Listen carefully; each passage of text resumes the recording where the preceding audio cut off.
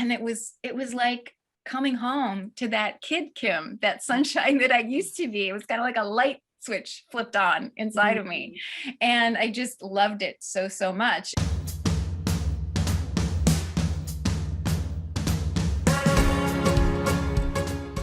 Welcome, Kim. I'm so happy to have you on my podcast. How are you today? I'm doing great, Connie. Thank you for having me on. This will be fun today. It is going to be fun. I was looking so much forward to talking with you today. But before we dive into our topic, tell us a little bit. Who is Kim and where in the world are you? Well, I'm in Florida right now. Lots of rain and thunderstorms going on. So hopefully that'll stay quiet during our interview today. And I love to meditate. I love to be outside in nature. I love kitties. And I love teaching. I love sharing. I just enjoy savoring the sweet moments of life, which is why I teach what I teach. Yeah, that's awesome. And you also must love laughing. I do love laughing, of course. That's a given. Yeah, and we want to do a lot of it. So Yes. did you always know that you wanted to help people live more joyful, laugh more? Was little Kim already the sunshine of every family member? I think probably when I was little, I was naturally that, for sure. But then somewhere in the line to adulthood, I really lost touch with it. And there's a specific time in my life where the stress had been piling up for a few years and I was facing a health challenge, and it was just a really rough time. And I decided to go for some emotional support to this program that I found that was like a mind-body support group type program. And one of the things that they featured regularly was therapeutic play and playfulness, play for just play's sake, not to keep score, not to win, just to laugh and enjoy each other's company. And it was like coming home to that kid Kim, that sunshine that I used to be. It was kind of like a light switch flipped on inside of me. And I just loved it so, so much. And then my time at the program ended, and I was like, where's my laughter fix today? It was like I was craving it. Like I'd gotten this amazing blessing and I didn't want to lose it. And then not long after that, I saw this ad in a magazine to become trained to become a certified laughter leader. And I'm like, oh my gosh, I have to go check that out.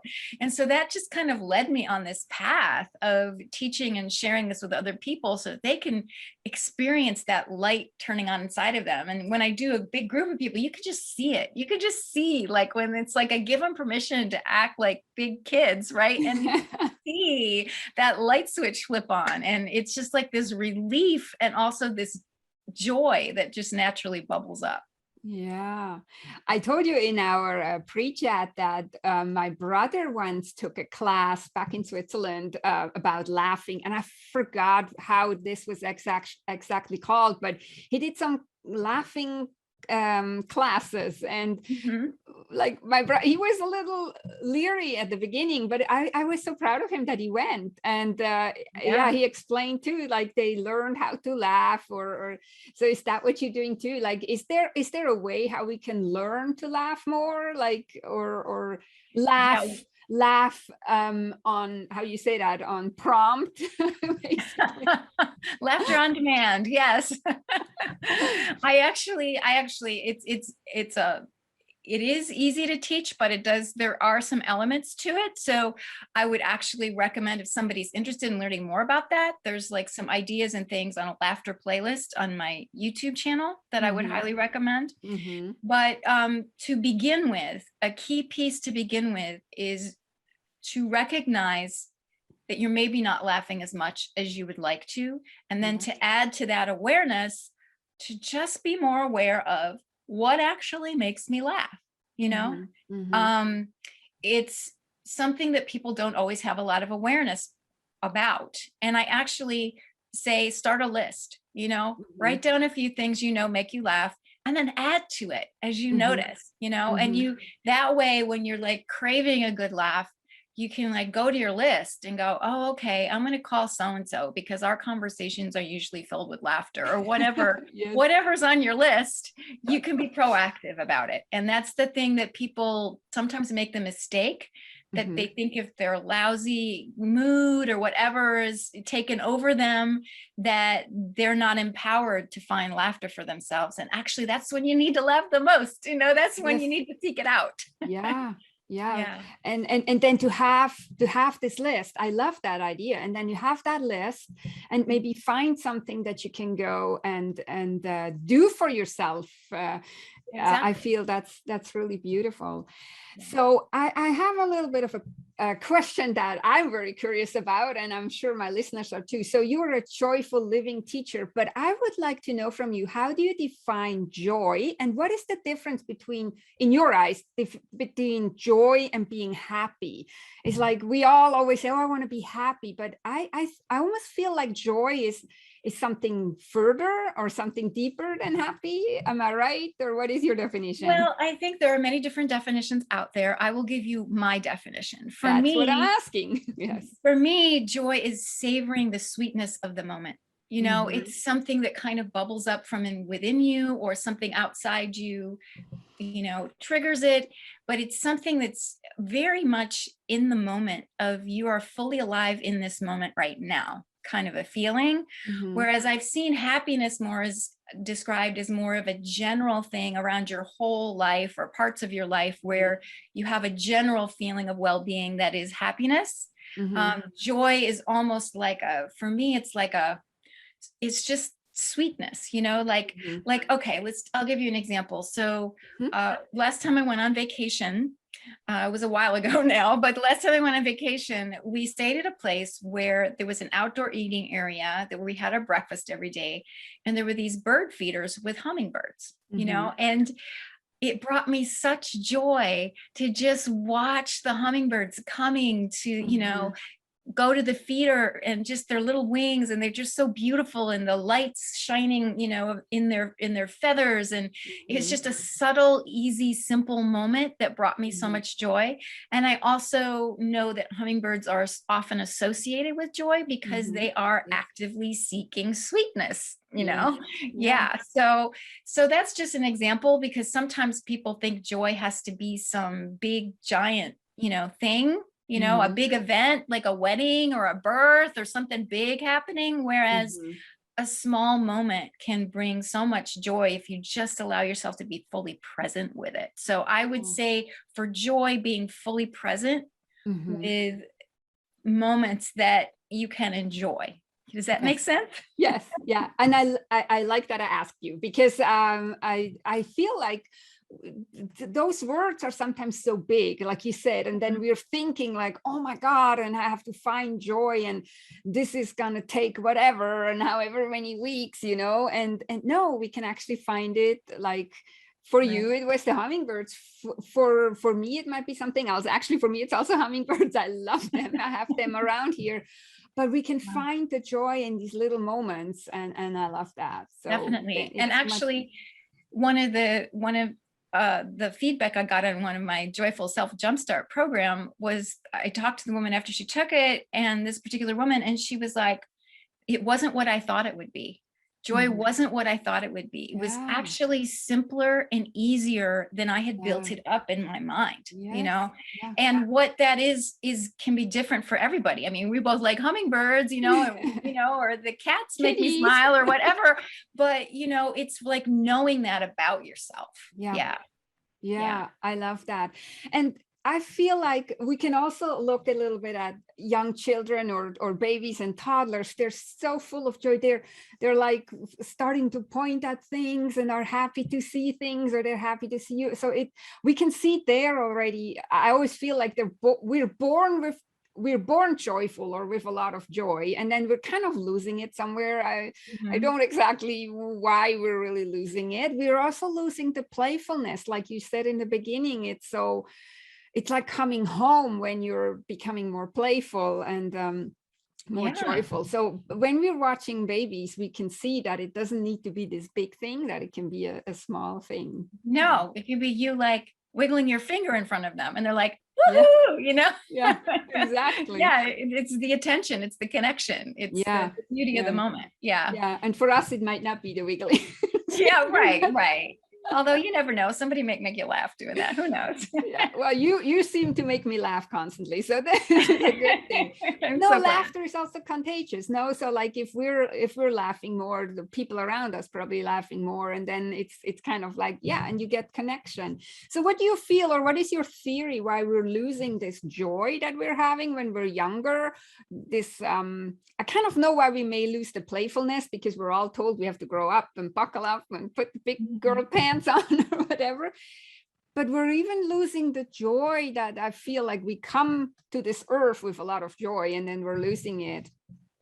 You have a Yeah, theory? well, I think we're trained to think other things are more important, you Yeah. know, that, and yes, of course, there are other things that are more important, but sometimes there's a belief system that joy and laughter are frivolous, or I'll Mhm. get to it when, I'm on vacation, or, it's not something that they necessarily, most people weave into our day anymore. Yeah. But that's kind of sad. People make the mistake of thinking, oh, I'll when I'm less stressed and overwhelmed, I'll have room for joy. But it's Mhm. actually, you need to turn that around. Yeah, yeah, yeah, exactly. When you make the space for joy, you're going to be less stressed and overwhelmed.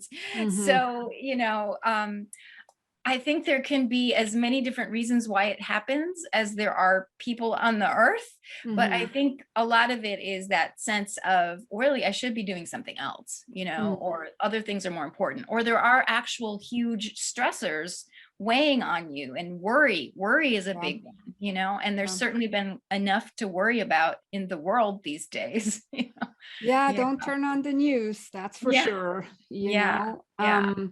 Yeah, but there it is important that we make space for joy and laughter. Um, but of course it is sometimes hard. Like I know I had a rough patch a few years back, and it's really hard then to see the joy. What helped me was starting a gratitude journal, and then from the gratitude journal I realized I do have joy in my day if I actually look for it, because I looked for gratitude for something, so I kind Yeah. of found it. um, what other reasons do you feel like it is really important to make space for joy and laughter in our life? I just feel like it is the essence of being alive, and I think it's just so important that it energizes you, it reduces stress, it brings connection with other people, connection with your own true self. Connection is like a big theme with joy for me. It's like whether you're like looking at the beauty of nature and connecting with it, and that brings you joy. It's Mhm. just a space for something sublime to come in, basically. Yeah. Yeah. And I think it enhances your whole well-being when you do that. And, Mm. we're not going to be on our deathbed going, oh, I wish I'd checked everything off my to-do list. Yeah. It's, Yeah. I really want to enjoy life and savor life and be there in connection with people and community and nature Mm. and everything you want to connect with in life. Yeah. Yeah. Yeah, I feel like this is a good point. Like there is this book out there, like the 10 biggest regrets of people on their deathbed or something. I'm probably butchered that title. I'm sorry. To the author, which I also don't remember what her name was. But yeah, it's all these things, like to spend more time with family, to laugh more, to experience more joy, or to be more in the present moment. This is all the things that the people actually are regretting. And like you said, not, oh, I wished I would have checked more items off my to-do list, or I would Yeah. have I don't know, went out and told this person off more, or whatever, Yeah. Yeah. and still it's so hard to kind of like sometimes to remember also during the day. Yeah. But Yeah. I Well, love what you're saying on your website. You say feeling more connected to your joyful self isn't about adding more things to your already full to-do list. No. So mhm, how yeah. else can we do it then? Like if we like, because I feel like if somebody wants to add more joy to their life, and we just said at the beginning, we can start making a list of what brings us joy or what makes us laugh. Mhm. But it does maybe feel for some people a little bit like, oh, now something else on my to-do list. But you're saying Right. not. It then Yeah. becomes a should, right? Yeah, exactly. Another should to Another add. should. Yeah. And sometimes I want to respond to something you said a little earlier too, Mm-hmm. about how you went through a tough time. And so Mm-hmm. joy felt kind of far away. And I think Mm-hmm. sometimes rather than going for joy, if joy might be too big of a stretch, if you're going through a really tough time, you might back it up a little bit and go with, what was going to bring me comfort right now? Or how can I have compassion for myself right now? Or the gratitude. Some people have shown, there's actually been studies that show that like gratitude and joy fuel each other. So that was a very instinctive thing that you did, to go for the gratitude Yeah. as a simple way. So it's not overcomplicating it, but looking for the opportunities and just leaning in the direction of what would make you feel just a little bit better, you know? Because often what people do is they self-medicate in ways that make them not feel better in the long Yeah. run. Yeah. Yeah. Yeah. And so if you just look at what could I do that would make me feel actually better right now, you Yeah. know, and it might be a little bit outside of their habitual reaction. But it's just being willing to open up to that, you know, and to just Yeah. kind of ask yourself that question, what would be a little bit more enjoyable, you know? And that's why I believe in the purpose of questions to take you in the direction you want to go, which is why the free gift on my website is questions to help you rediscover joy, because I feel like questions open you up to possibilities, you know? Yes. So, Yeah. And yeah. bring you awareness. I wanted to ask you about that because I saw that you have 10 powerful questions to rediscover your joyful self. And I was just wondering whether you could maybe give one example, what somebody would start asking themselves to rediscover joy. Well, that is, the one question I just said is what could bring me joy right now, Oh, you okay. know, or Okay. what, you know, or I don't want to give away the 10 questions No, yet. no, no. I don't ask you to, because we want them Yeah. to actually go through that. Yeah, because it's laid out as a process for people to kind of walk through and contemplate and sit with and come back to, because it's something that we don't necessarily put much of our attention on. And it's just saying as a gift to yourself to make space for that, you know? Yeah. And so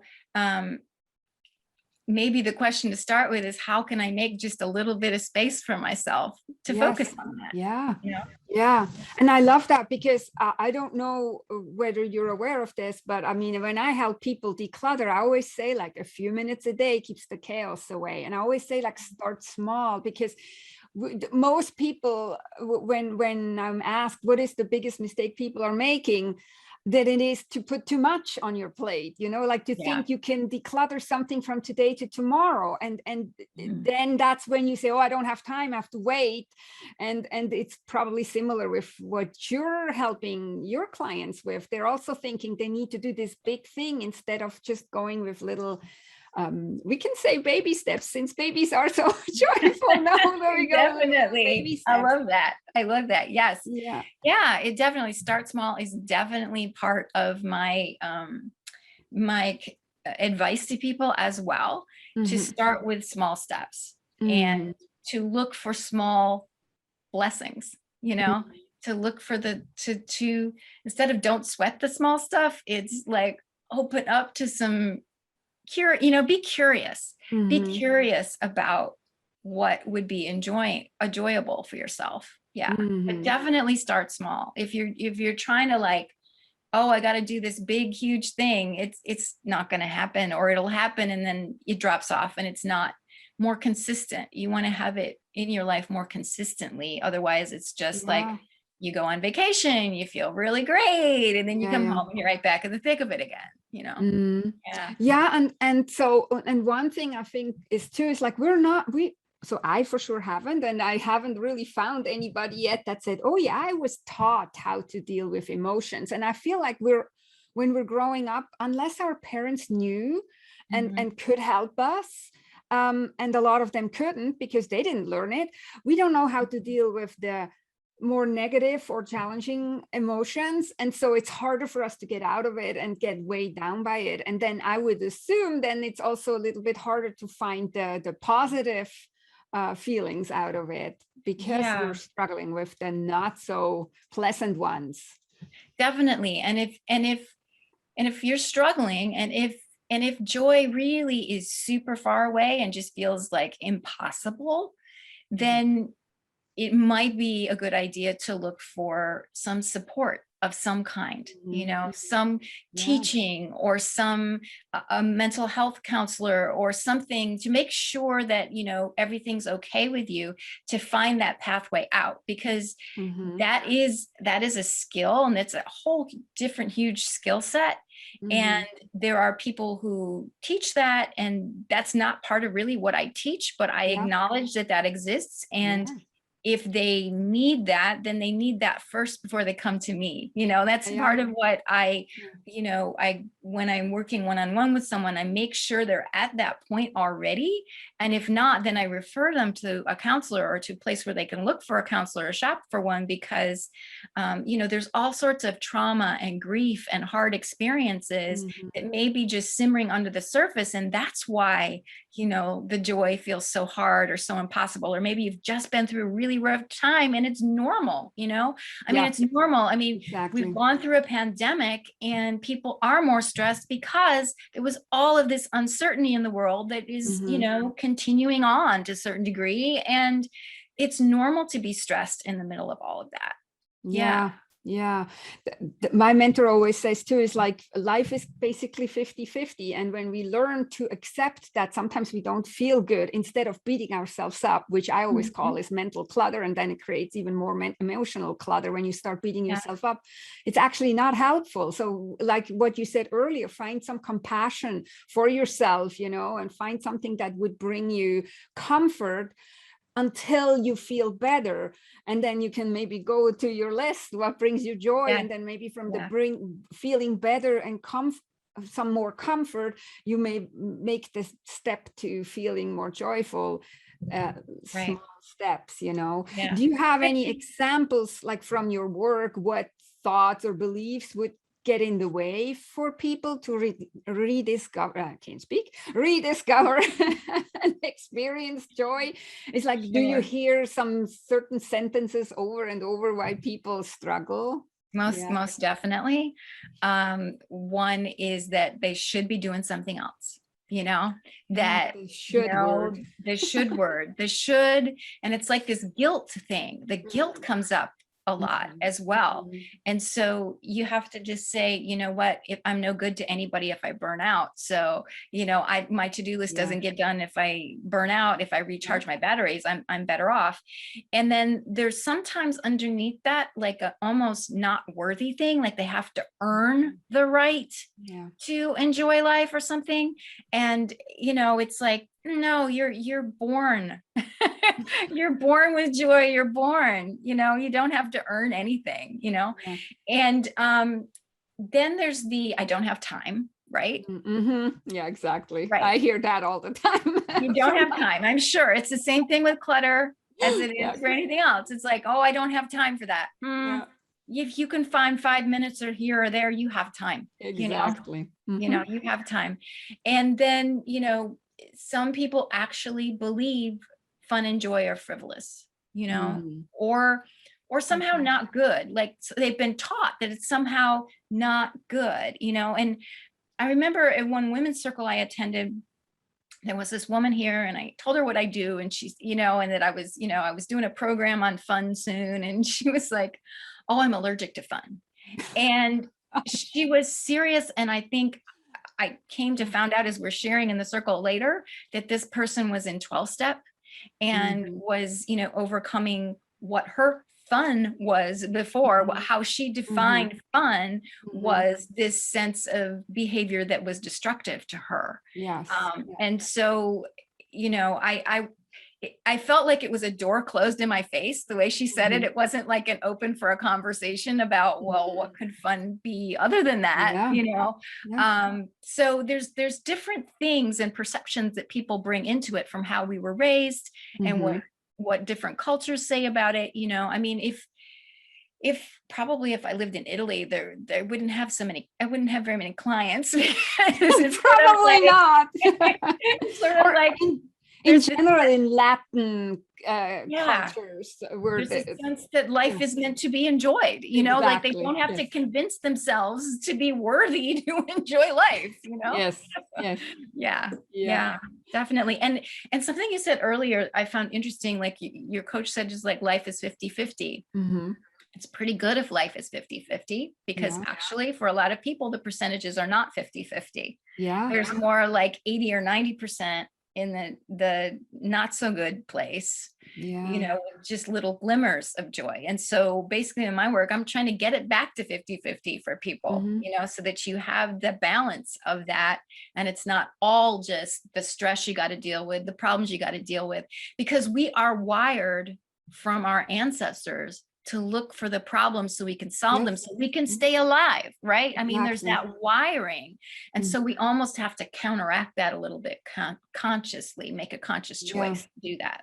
Yeah. Yeah, yeah. So that's exactly her words basically too, is she always says, like, if you're being in the doom and the gloom and everything Mhm. seems like 100% bad, then you have to actively find the good things. And we always do find the good things. But she also says it the other way around, because she says a lot of people want to be happy all the time. And she says you Right. can't be happy all the time, because then you have to be happy about sad things. And sad things are happening to us Right. sometimes, so Yeah. if you wanted to be happy all the time, then you would have to be happy when somebody dies, you would have to be happy when somebody gets sick, and we don't want that. And so she looks at it from both sides, and I kind of like it as 50-50. It's like day and night and yin and yang. It belongs together. And Mhm. I also believe that if we wouldn't be sad sometimes, we wouldn't know when we're happy or joyful, and vice versa. No, so Right. Yeah. It's the richness of the whole human experience. Yeah.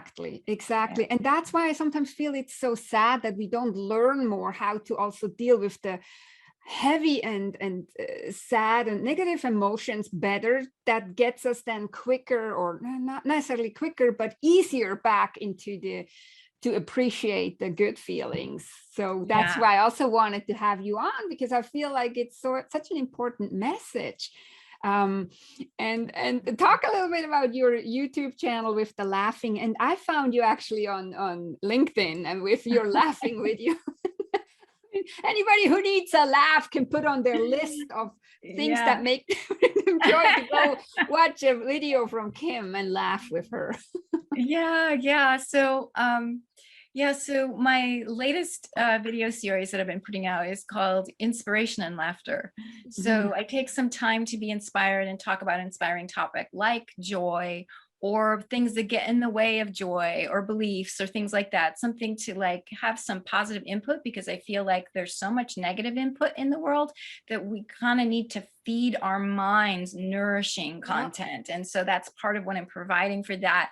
And then at the end, we do a little laughing together, just to like give it a nice little boost at the end of the video. So Yeah. that's my new series. And then I also have the laughter playlist I mentioned before, where there's actually some TV interviews I did where I talk about laughter and different aspects of that. And then there's Mhm. also some different things where I demonstrate and teach some of the laughter yoga as well. Yeah. So, Yeah, yeah. I love it. We will put all the links in the show notes, so that people can find you.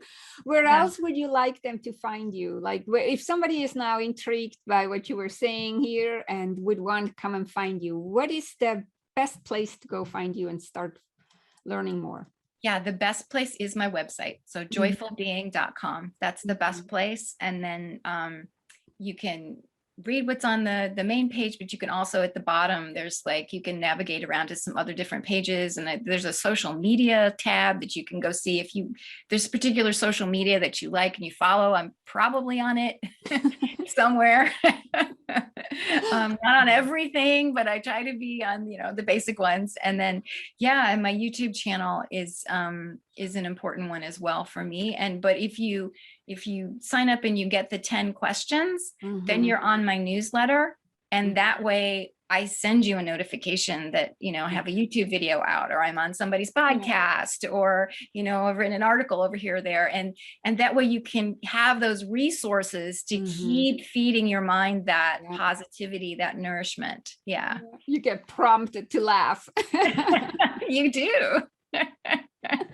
You do. And if somebody's looking for something that makes them laugh, I'll give you a heads up. Another thing on YouTube you can look for is search the words Carol Burnett show Tim Conway elephant sketch, or just put Tim Conway, CONWA elephant sketch. Makes me laugh every time. Makes me laugh every time, even though I've seen it a bazillion times. So take that for what it's worth. Yeah, that is awesome. Is you can kind of share that with your friends and family, because everybody wants to laugh. So you can give them the gift of laughter, not just looking for laughter for yourself, but looking like, how can I give the gift of laughter to people I care about and to the world? And I think that the more we share that, the more it kind of ripples out like a stone in the water, Yeah. I just had that thought when you were talking. I'm like, now I understand why funny cat videos are the #1 shared video ever, because that's exactly what we're doing. We're trying to get somebody else to laugh. We're trying to bring some joy and laughter to somebody else. Definitely. I actually have a cat blooper video on my channel of my cat interrupting my filming. That's very funny. Okay, well, we send everybody to go for a treasure hunt on Kim's website to find the funny kitty. Yeah. Oh, this was so awesome, Kim. Do you have any last words of wisdom? Like, not that you haven't shared any wisdom yet, but some more wisdom, or no, just some last words, or something that I didn't ask you that you really would like to talk about before we wrap up? I would just encourage people to actually be proactive about this, to actually make a decision to go for it, And when I say go for it, I mean, go for that next small step, and then go for the step after that, whatever that is, to find a way to make it happen, if you need to put a sticky note up somewhere, or schedule it in your calendar, or, to make a way to make it happen so it doesn't just slip off the radar again. Yeah. And laugh more.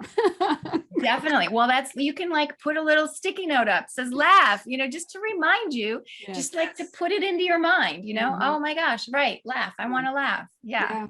Because there's also studies that show that if we laugh on, even a little bit forced, it will make us feel better.